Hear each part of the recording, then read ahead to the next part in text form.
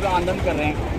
लेकिन सुनने में आया कि यहाँ क्षेत्र में वैसे भी अवैध शराब बेची जा रही है कई चीज़ें, इसके विरोध में यहाँ के लोगों ने इससे पहले क्यों पुलिस विभाग से शिकायत नहीं की, आपका वैसे शिकायत नहीं की कि भाई हमारे क्षेत्र में अवैध शराब बेची जाती है? मतलब अवैध शराब की जो सूचनाएं हैं ये कदा लोगों से सुनने को मिलती है, क्योंकि मेरा और मैं परिवार मेरा शराब से बहुत दूर है, इसलिए हमारे पास सूचना बहुत ज़्यादा नहीं आती।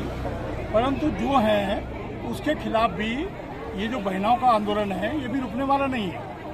किसी भी प्रकार का शराब का सेवन समूल रूप से बंद हो, यहाँ तक कि हमारी योजना में भी जो कॉकटेल जो पार्टी करते हैं ना, उसमें भी सम्मिलित करने का है कि भाई उसके खिलाफ भी एक मूवमेंट चलाई जाए। अभी सीजन आने वाला शादी का, जिनके पास कार्ड शादी के आए होंगे ऐसे परिवारों से मिलेंगे, उनको मोटिवेशन करेंगे, नहीं होगा तो थोड़ा हंगामा करेंगे। बच्चे को थोड़ा सख्ती भी करनी पड़ती है, बच्चे को अगर समझाने से नहीं होता थोड़ा डांटने का भी होता है, ये सब स्वाभाविक प्रक्रिया है। रही बात जहाँ तक इस शराब नीति की, शराब नीति पे समय समय पर अलग संशोधन होते रहे।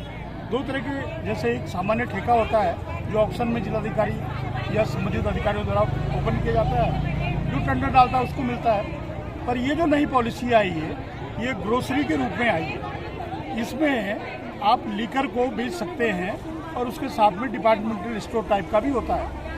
तो क्यों इन्होंने जगह बनाई थी तो स्वाभाविक रूप से कोई इतना बड़ा किराएदार नहीं मिला, तो लोगों ने देखा होगा तो उन्होंने संपर्क किया। परंतु सबसे बड़ी बात ये थी कि वो सब बाहरी लोग हैं, यानी कम से कम हमारी न्याय पंचायत के तो उनमें से नहीं थे। अब ऐसे लोग हमारी जो सामाजिक संस्कृति है, जो रचना है समाज की, उसको नहीं समझ पाते, क्योंकि यहाँ पहले भी प्रयास हुआ ठेका खोलने का, बहुत करीबी लोग थे हमारे वो भी। और आपको बता दें ये बिल्कुल हमारे परिवार जैसे संबंधित परिवार से है।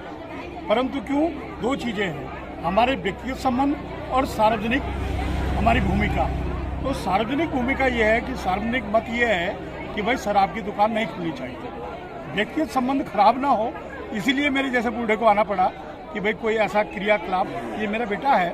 तो मैंने पहले दिन जब ये वीडियो देखी थी यहाँ से, तो इसको बोला कि भाई देखो हमारे उन परिवार से भी संबंध है, क्योंकि मेरा घर नज़दीक है, सब आसपास के लोग हैं, तो भावास में कोई ऐसी बात ना हो कि जो थोड़ा तूल पकड़ ले। पर दुर्भाग्य ये देखिए कि उस परिवार की तरफ से तो ऐसा कुछ नहीं हुआ, पर जो ठेकेदार के लोग थे, जो यहाँ बना रहे थे, निर्माण कर रहे थे, उनकी तरफ से बदतमीजी की गई। शायद एक दो की तो महिलाओं ने थोड़ा खिंचाई भी की है, और उससे ज़्यादा आक्रोश बढ़ा है।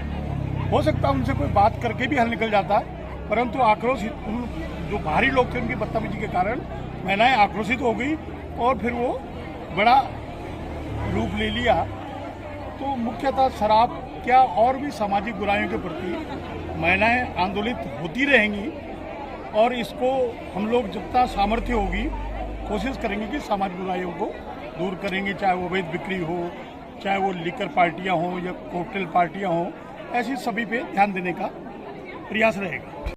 हमारी जो लड़ाई है वो अपने छोटे बच्चों के फ्यूचर को सिक्योर करने के लिए है, उनके लिए सेफ्टी एनवायरनमेंट क्रिएट करने के लिए है। अगर यहाँ पे ये चीज़ें खुलेंगी, इजीली अवेलेबल होंगी, तो 100% है कि एक नेगेटिव इम्पैक्ट पड़ेगा। अगर हम घर के बाहर निकलते, मंदिर मिलता है या स्कूल मिलता है, तो एक पॉजिटिव वाइब्स आती है। और अगर एक दारू का ठेका मिलेगा तो कैसी वाइब्स आएगी आप खुद सोच सकते हैं। रायपुर में जो खुला था वहाँ पर अभी एक गोली वगैरह चली थी सिर्फ पार्किंग को लेके, तो यहाँ पर इस तरीके के क्राइम्स होने के 100% चांसेस हैं। और सरकार हमें सपोर्ट कर रही है, और हमें पूरा विश्वास है कि लास्ट तक सपोर्ट करेगी सरकार हमें, जब तक हमारी ये लड़ाई चल रही है, और आगे भी चलेगी। जो इलीगल शराब यहाँ बिक रही है, मुझे उम्मीद है पूरी। आप पढ़े लिखे, मेरे को लग रहा है सबसे बड़ा जो पढ़े लिखा आपने, सरकार का कहना ये है कि जैसे हमारा जो सरकार का जो पैसा राजस्व जो बोलते हैं रेवेन्यू, या तो हम अपन उससे कमाएंगे आबकारी से, मतलब शराब से, या फिर हमारा खनन से, मतलब इनसे उत्तराखंड का रेवेन्यू आता है पर्यटन।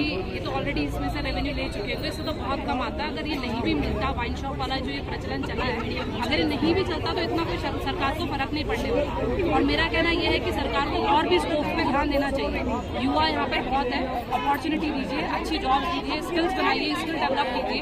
पर स्किल डेवलप होती नहीं है, स्किल डेवलपमेंट करो यूथ के अंदर। 100% है कि आपको जॉब अपॉर्चुनिटीज मिलेगी।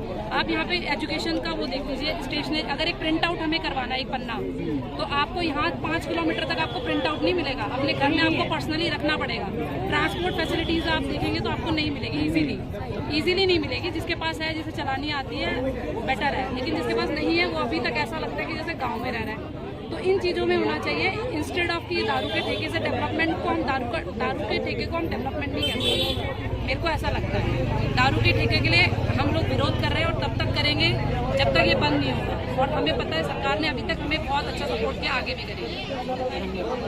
जिस समय मतलब टेंडर पड़ते हैं, मतलब हर साल है ना रिन्यू होता है, उसमें अंदर उस समय सुनने में आया था कि ये बंद हो गया था, फिर क्या दोबारा खुला, ऐसा कुछ प्रक्रिया नहीं, आबकारी नीति में जो है सरकार ने दिया हुआ है कि आप आवेदन करें, आपको दुकानें आवंटित की जाएंगी, है ना। तो उसी के क्रम में ये लोग आवेदन करते हैं और पब्लिक से कोई राय नहीं मांगी जाती कि यहाँ पे दुकान के लोग इच्छुक हैं या नहीं है ना। तो जब लोग पब्लिक को पता चलता है तो लोग उसके खिलाफ खड़े होते हैं। तो अभी इसका लाइसेंस स्वीकृत नहीं हुआ है, तो हम उसके निरस्तीकरण की कार्रवाई करवा रहे हैं विभाग से। सरकार ये कहती है कि हमारा जो राजस्व है, राजस्व का कहना मतलब ये होता है जहाँ से हमारा पैसा आता है सबसे ज़्यादा मतलब सरकार का, उसके जरिए हम अपना कर्मचारियों को पैसे देते हैं। उनका कहना है कि भाई हम आबकारी शराब से हमारा पैसा आता है, मतलब उसके तहत उनका कहना है उसके तहत हमारा जो है शराब ठेका हम खोल रहे हैं। अभी शराब ठेका क्या दूसरा ठेका, उसका सेकेंड जो ठेका होता है ना, बोला हम वो खोल रहे हैं अलग अलग जगह, मतलब आपको वो खोले, हमें कोई एतराज नहीं हो। ऐसा तो है नहीं, जो चीज बन रही है, शराब बन रही है, बंद तो नहीं होगी। हम ये चाहते हैं कि ये गली मोहल्लों में न खुल के, जैसे हाईवे में खुले, कहीं और खुले। यही बालावाला क्षेत्र को क्यों चुना गया? पहले अभी पिछले महीने भगवान दास चौक पे इन्होंने करा था, 1.5 महीने पहले। हाँ जी, 1.5 महीने पहले वहाँ हुआ था। अब ये, और ये तो ऐसी जगह है, यहाँ पे इंटर कॉलेज भी है,